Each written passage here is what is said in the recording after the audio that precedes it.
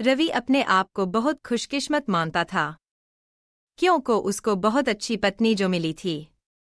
रवि की पत्नी शीला और उसकी माँ बहुत अच्छी बनती थी। दोनों माँ बेटी की तरह रहती थी। बहू अपनी सांस से बिल्कुल बेटी जैसा ही बर्ताव करती थी। बेटी की तरह रूठ जाती थी और जिद करके अपनी बात मनवा लेती थी। रवि एक ही लौता लड़का है, रवि के पिताजी नहीं है। रवि की आर्थिक स्थिति इतनी अच्छी नहीं है, लेकिन घर में शांति और प्यार होने के कारण वह मेहनत करके अच्छे से अपना घर चला रहा है। साथ ही माँ और पत्नी से इतना अच्छा सपोर्ट मिलने के कारण उसे बहुत मदद मिलती है। बहू और सास की इस जोड़ी की चर्चा अब मोहल्ले, रिश्तेदार में भी होने लगी है। इनकी मिसाल दी जाने लगी है। कुछ लोग जलते भी थे, कुछ कहते कि यह सब शुरुआत में होता है, थोड़ा समय जाने पर सारा प्यार खत्म और बहू अपने रास्ते और सांस अपने रास्ते। सब कुछ अच्छा ही चल रहा था, लेकिन एक सुबह रवि की माँ मनोज को जोर से चिल्लाकर उसके कमरे से बाहर बुलाती है। रवि पूछता है, क्या हुआ माँ, क्यों चिल्ला रही हो? रवि की माँ बोलती है कि तेरी पत्नी को समझा ले, अब बस बहुत हो गया, मैं इतने दिन चुप रही लेकिन अब मुझसे नहीं होता।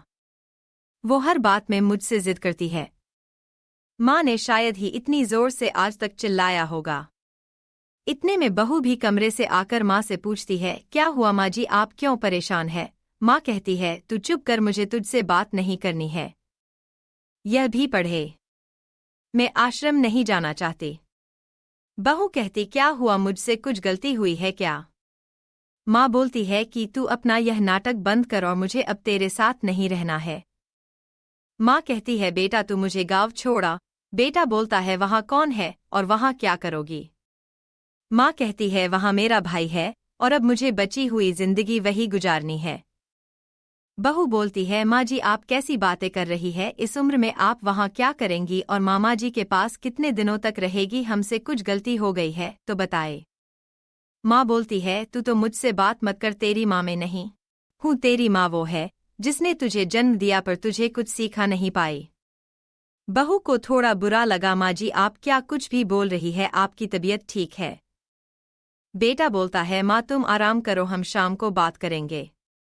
माँ एकदम जिद पर अड़ जाती है, मुझे अभी गाँव छोड़ कर आ, अब मुझे यहाँ नहीं रहना।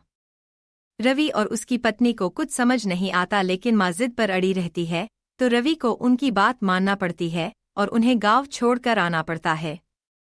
घर आकर फिर वो अपनी पत्नी से बात करता है और उसे पूछता है कि तुमने उन्हें कुछ कहा क्या जो माँ जी इतनी बिगड़ गई?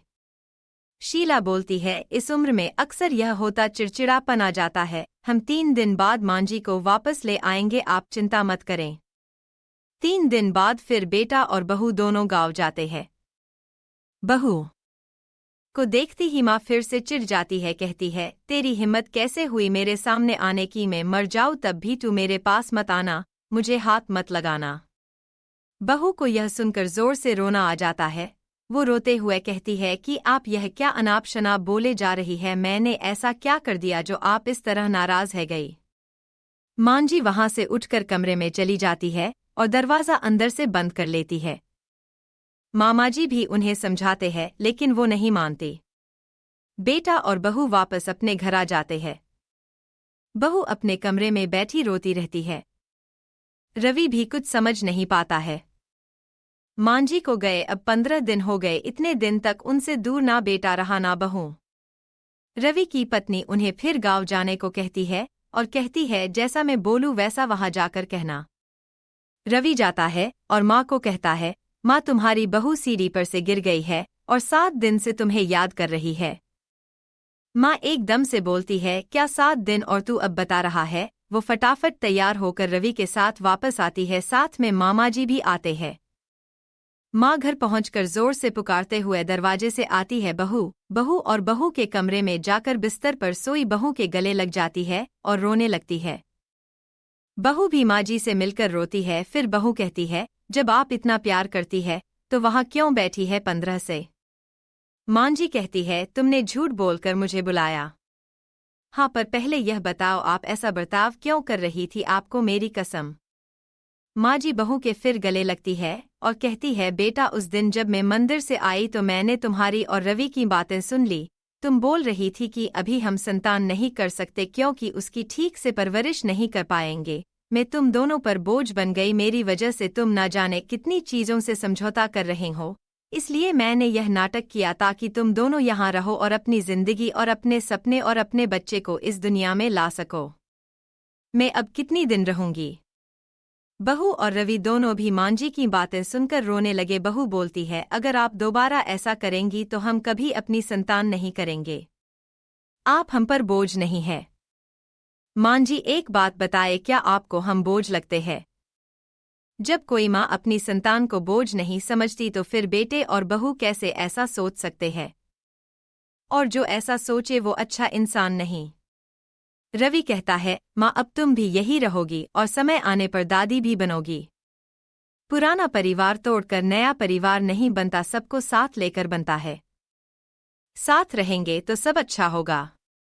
फिर मांझी वही अपने बेटा और बहू के साथ फिर रहने लगी। आपको यह कहानी कैसी लगी हमें कमेंट कर जरूर बताएं। इसी तरह की अच्छी कहानियां आप यहां पर सुन सकते हैं।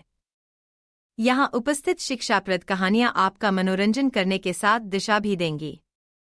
तो बने रहिए हमारे साथ और हमारे प्रयास को सफल बनाएं। और हमारे चैनल को सब्सक्राइब करें। धन्यवाद। हेलो फ्रेंड्स, कहानी आपको कैसी लगी हमें कमेंट करें और हाँ, हमारे चैनल को सब्सक्राइब करें। धन्यवाद।